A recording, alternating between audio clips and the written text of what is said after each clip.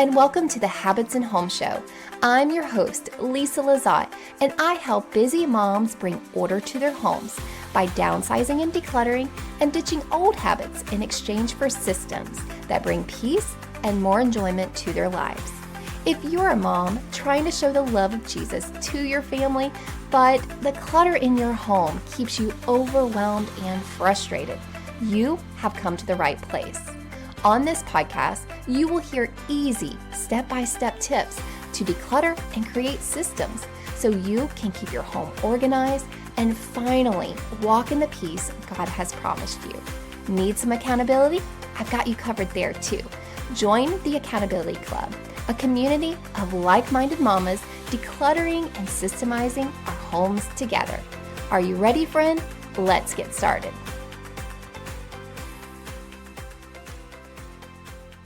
Hey friends, and welcome to the show. Today we're going to be talking about how to survive your summer with lazy kids. And I'm going to be sharing some things that I'm going to be personally doing in my own home, and maybe these will give you some ideas as well.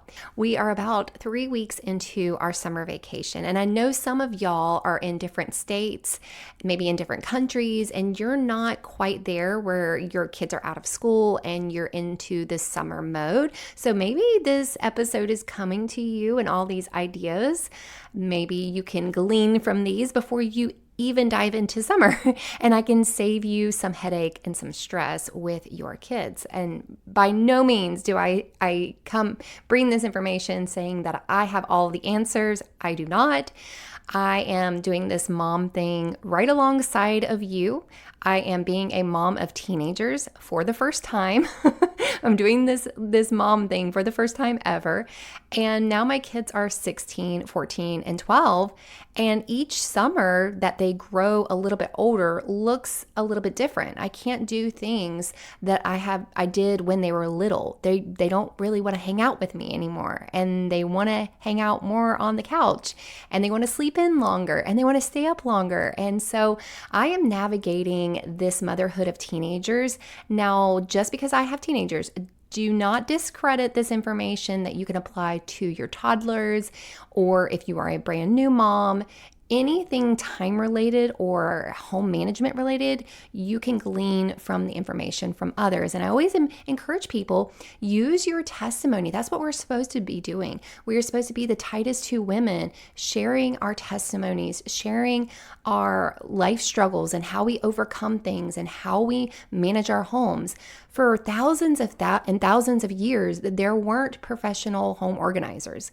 There weren't home managers. That wasn't a thing. People just lived life, and girls were raised up listening to other women, watching other women manage their homes.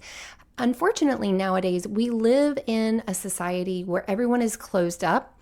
You only get to see how people live and manage their home and how other people mom, either by watching your own mom or some other family members in your family, or you're looking at social media and you're trying to mimic what somebody else is doing. Unfortunately, you're only seeing their best all the time. So you're not seeing how they manage fights.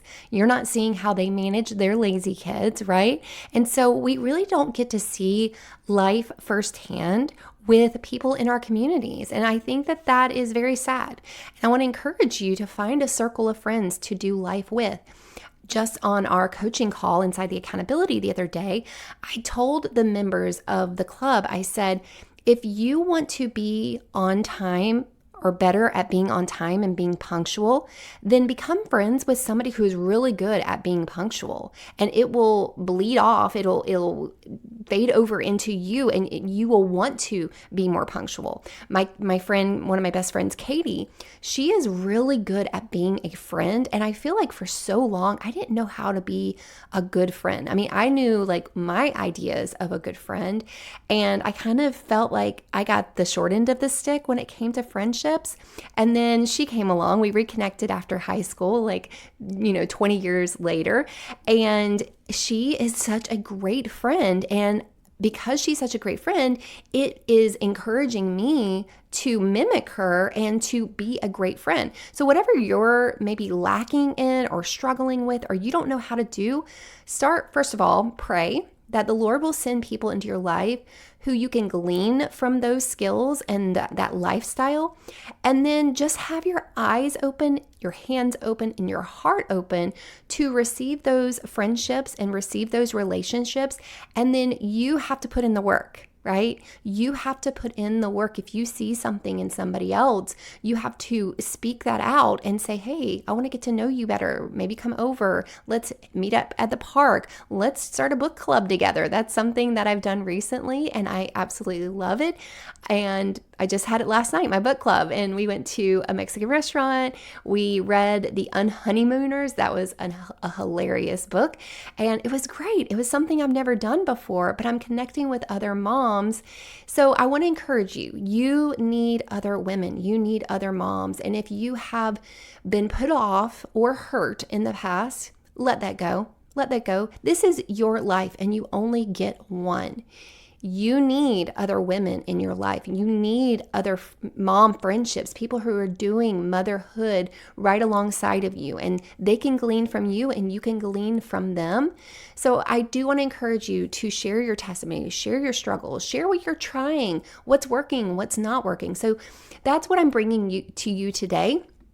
In every episode, I'm bringing you my own, what I try. Yes, I do have a skill set. I feel like I'm pretty good at coaching people, and I'm really good at systemizing and problem solving. Yes, but I'm also applying that to my own life. So I'm bringing that information to you, real life, what I'm going through in the trenches of motherhood, raising teenagers. Maybe you're raising toddlers, or maybe your kids are out of the house and you're just here to be a part of the community and to be encouraged to downsize and declutter wherever you are in your motherhood, or maybe you're not even a mom yet, or maybe you couldn't have kids, whatever that is. As women, as Christian women, we are to surround ourselves with other Christian women that are encouraging to us. So I hope you received that today.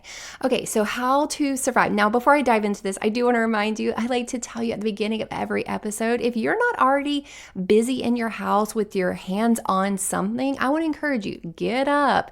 More than likely you are already up because a lot of y'all put your earbuds in and you're doing something around your house while you listen to these calls. But if you're in your car, totally okay. Apply this. Use this as your little pep rally to get back to your house and reset your house, or fill a bag to declutter, whatever it is. I want you to have your hands on something during our time together. Okay, so how do I survive the summer with my lazy kids? So here's some ideas that I have. I have I have 4 ideas. So 3 ideas mainly, and then I'm going to give you a homework assignment for you to apply immediately to your kids and managing your home during the summertime. Now, it doesn't matter if you are working away from the home and your kids are staying home, or your kids are going to daycare and they're only coming home in the afternoons. This doesn't matter. This information is not going to be a play-by-play. It's going to be very grace-filled. So take what you can from it, apply some of it, and then throw out the rest and come back in a couple of years when you're in a different stage of your motherhood. Okay, idea number 1 is let your kids be bored. Okay, so when I was thinking about my summer, when I was growing up, and I'm thinking about how I want my kids to remember their summers, we kind of look at the past in rose-colored glasses, right? And so if I think back to my childhood, those days of summer, those summer days were filled with a lot of boredom. But when I think about it, when I think about that boredom and all that extra time that I have, I'm not mad about it as an adult. I actually wish that I had that extra time now. So don't think that you are ruining your kids' childhood and their summer memories if you are not filling up their schedule with all these activities, with all the camps, with all the tournaments, with all the extra whatever, the courses and everything that we can provide for our kids nowadays. Just know that you are allowed to let them be bored. It's going to be okay. And now when I say let them be bored, that doesn't mean let them be bored on television. And we are going to talk about that in just a minute. So don't feel like you always have to entertain your kids. And I know that this is going to rub some mamas the wrong way, but then some of you other moms, you're going to resonate with me and you're going to be like, thank you so much for being a real person and giving me permission to do this. you have permission to ignore your kids. We're not talking about neglect. We're talking about a healthy ignorance to our kids. Like, just ignore them. Like, let them go and be on their own.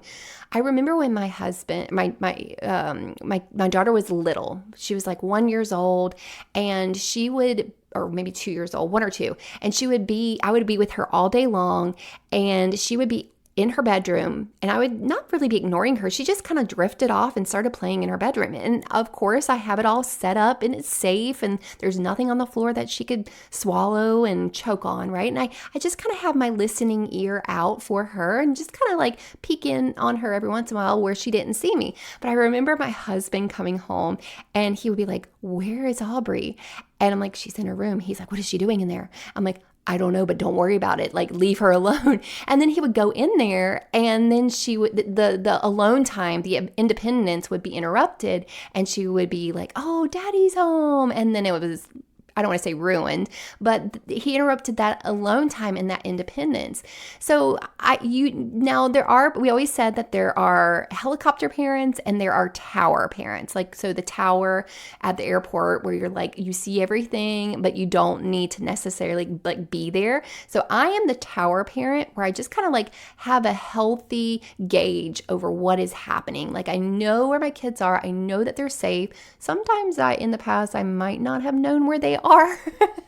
But I always encourage my kids. I say, "Y'all go in the woods." We live on 5 acres in the country. I was like, "Go in the woods and go get lost and then find your way back." I remember growing up doing all that. And know some of you parents, that just like gives you a heart attack to think about. I know you're thinking about snakes and you're thinking about spiders and you're thinking about all those things. Like I said, we all are different types of parents, and I am a tower parent and my husband is a helicopter parent.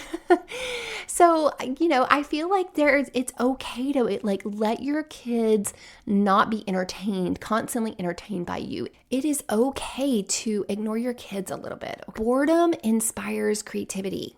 Don't be afraid to let them be bored. It's when they're bored that they will find a way to spend their time. Remember that we've only had television for less than 100 years.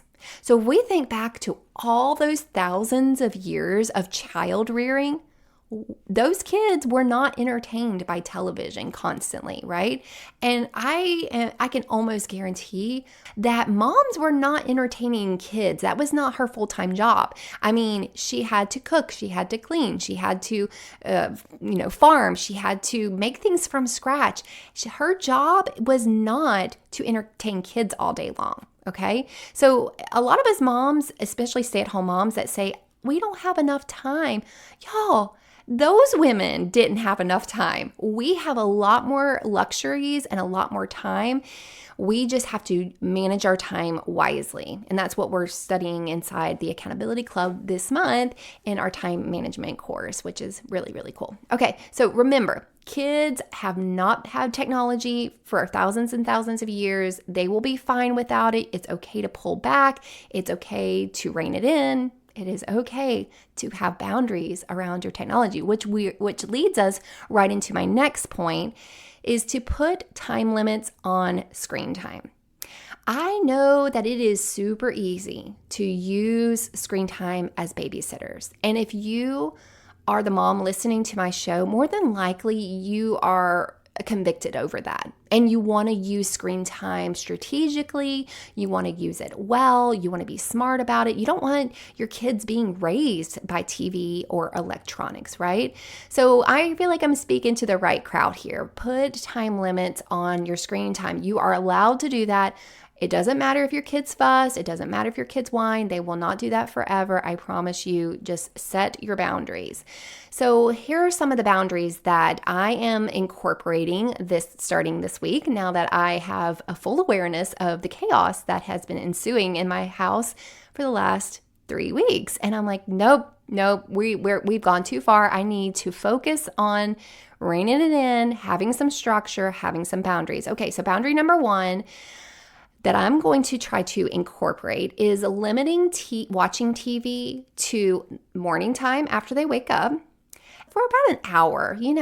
That's kind of like I said, when I'm thinking of how I want to organize and structure my kids' summer, I want to mimic very much or a lot of what I grew up doing. So I remember waking up and we have Saturday morning cartoons, or you had PBS, or you had a couple of cartoons in the morning time, but then that went off and you had to find out something else to do because Bob Ross came on or another adult show, and you didn't want to watch those things. So it naturally had a time break, and it had natural boundaries. TV watching back in our generation in the 90s, early 2000s had natural boundaries. And unfortunately, with streaming nowadays, you have to be the boundary setter, and it's hard. Our job as mothers, especially around technology, is so much harder because we're the bad guys now, and we're having to lay down the law and set the boundaries instead of the natural schedule of cable TV, right? So don't be afraid to limit the television. So I'm going to do an hour in the morning after they wake up. And then I'm going to say, okay, TV's off until about 2-3 o'clock in the afternoon. Between that time, I'm going to say they wake up around 8:30.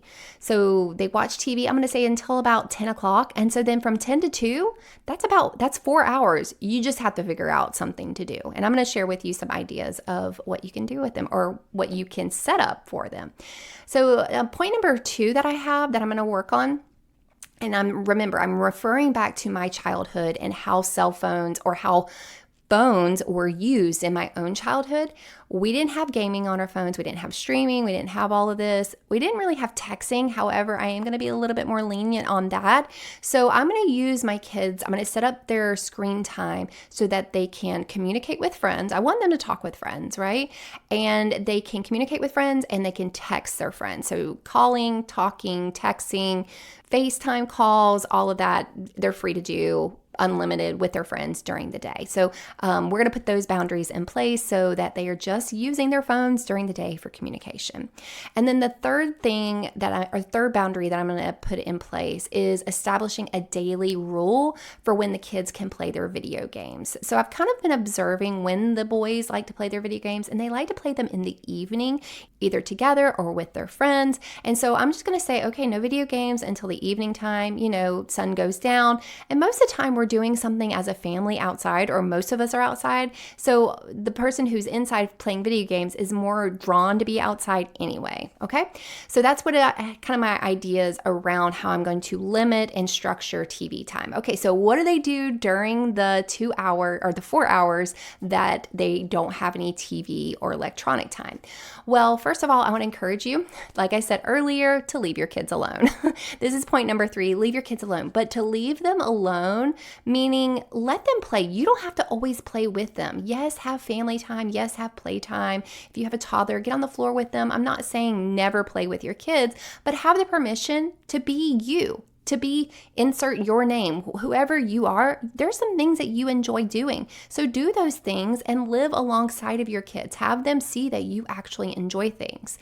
And so some things to be able to do that, you have to get and set up some really good activities at your house, and then let your kids be alone to entertain themselves with those activities.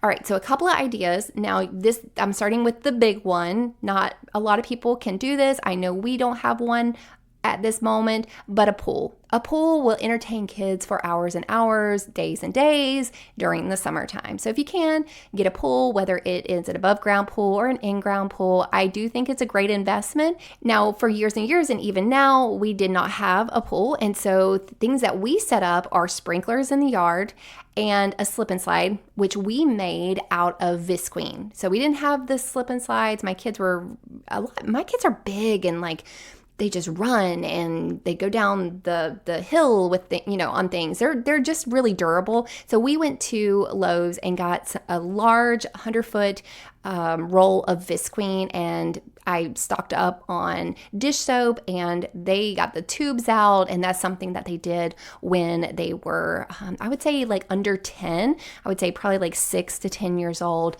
for entertainment in the summertime, okay? So, or you can have a kiddie pool if you have little toddlers. A trampoline with a sprinkler. I am a big fan of a trampoline if you have boys especially. So a trampoline with a sprinkler. We just got a basketball goal for my teenagers. So these are some things that you're going to have to invest in, but it's going to be well worth it. Swings and a hammock. Man, back in the day, my kids used to spend hours outside on the swings, sitting in the hammock, rocking each other, swinging each other. I mean, I don't even know what they were talking about out there, but it was really, really sweet to watch them hang out on the hammocks. Scooters, chalk, bubbles, and now that we're older, we're getting into yard games like cornhole, can jam, and we actually have a set of croquet that my kids like to play as well. So get some of these items and set them up, and then let your kids, when you tell them to turn off the TV or you have those screen times in place and they can't get on their phones or anything, have these around your yard and let them be independent, let them go out and play. So now with that, I want to encourage you to let your kids have friends over. We have always been the house. I've always been the mom that's like, yeah, let me take your kids. And I'd have a whole van full of like 10 kids in my car. And I'm like, yes, I want your kids because they will entertain my kids.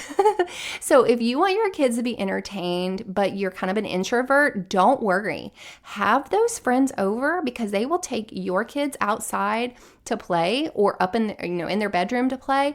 And then you have your alone time. I thrive on alone time, and that has been like my little mom secret to have friends come over. Sure, I will always be the house that has all the kids over. So with that, you also want to make sure that you have a stock of snacks to feed the kids. And I like to set those snacks aside and say, nope, that's the cabinet that only when your friends come over that y'all can get into those snacks. Now, with all this, I know with having your house open to all the friends and ignoring your kids and letting them have free time during this 4 hours in the middle of the day when they don't have any technology, go ahead and expect that messes are going to happen. They just are. They are going to happen when you encourage independent activities, okay? So how do you manage that? Well, I encourage you to downsize.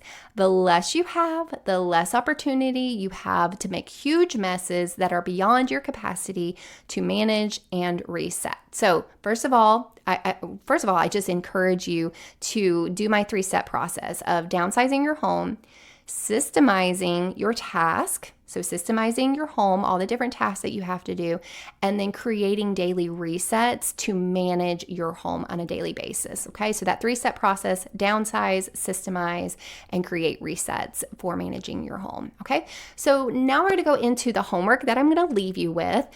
So with all of this, they wake up in the morning time, they have a couple of, time, they have a little bit of time for TV, and then they have this long spout of no technology. What are they going to do? Well, I want to encourage you to create a daily checklist of things you want your kids to do.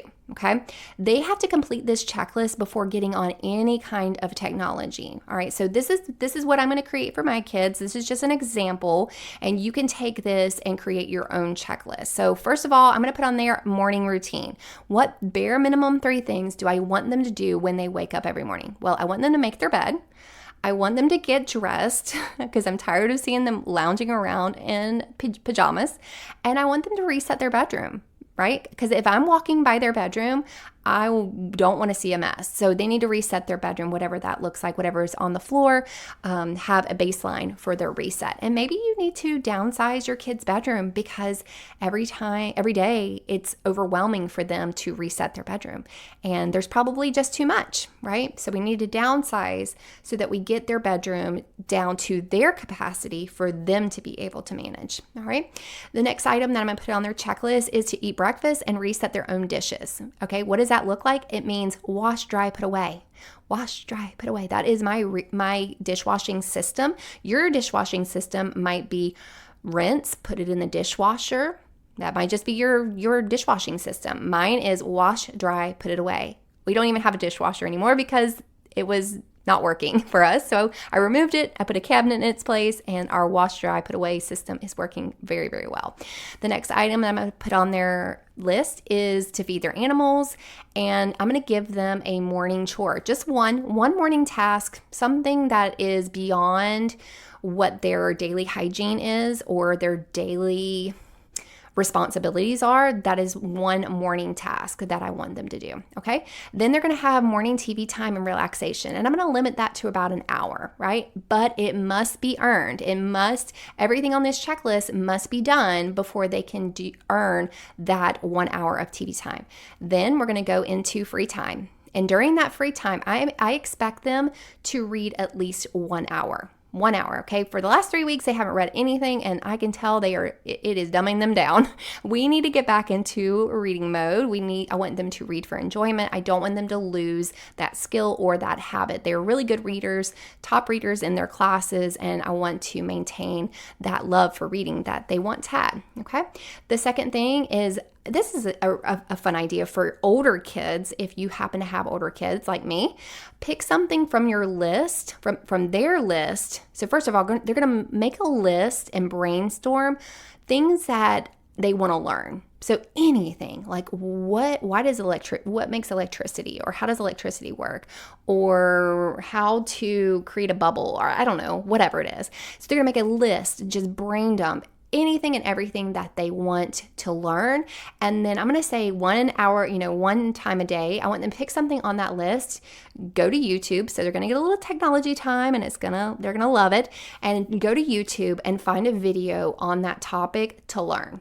Okay. And then I want you to tell me about it. Tell me about it, teach me about it, report back what that thing was that you learned and everything about it, okay? Then the other thing that my husband, I love him so much, he started texting my boys and giving them a daily workout, and they really want to please him. I always feel like boys want to please their dads or please men. So he's been texting them their daily workout, and I'm like, yes, we need to put that on a checklist. So a daily workout, however young or old your kids are, they can do a daily exercise, whatever it is. Maybe they run up and down the driveway 3 times or run around the house 3 times, whatever it is, they need some kind of exercise. And then I'm going to put on my list to get outside a minimum of an hour. My kids are into laying out and getting tan. So they've been laying out and getting tan. And of course, they don't want to lay out for an hour, but I am going to require them to go outside, get some vitamin D, get some sunshine for a minimum of an hour a day. Whether they're even in the shade, in a swing, I don't care. I want them outside for an hour a day. And then by the time 2 o'clock or 3 o'clock rolls around, that's going to be some TV time, relaxation. They're going to come in all hot and sweaty. They're going to be ready for some TV time. And then I'm going to also include an evening chore on their list. And then after that, they have earned free time for the rest of the night, and they can play video games, get on the TV, talk on their phones, play video games on their phones, and whatnot. All right, friends, that is how I am going to try to survive the summer with not having lazy kids, but at the same time, letting them just be bored. Letting them be bored, taking away that technology for a good amount of time during the day, having them figure out what to do with themselves. All right, I hope this encouraged you and gave you some ideas of what you can apply to your summer managing your home with your kids as well. Now, if you want some help during the summer to downsize, declutter, systemize your home, you can work with me one-on-one or hop inside the Accountability Club, and you can find both of those links below. All right, friends, I will see you right here next time on the Habits and Home Show. Hey friend, before you go, I wanted to tell you more about the Accountability Club. Each month, we'll tackle a new space in our homes and work together to declutter and set up systems so we can easily maintain order without getting overwhelmed. You'll get a new decluttering tutorial each month, the coaching and accountability you need to actually follow through, and encouragement without judgment from other Christian moms in a safe environment. And guess what? The entire club is off of social media, so you don't have to worry about distractions the world may throw at you. Sweet friend, if you're feeling stuck in your decluttering journey, this is the place for you. Click the link below to try out the Accountability Club and start decluttering today.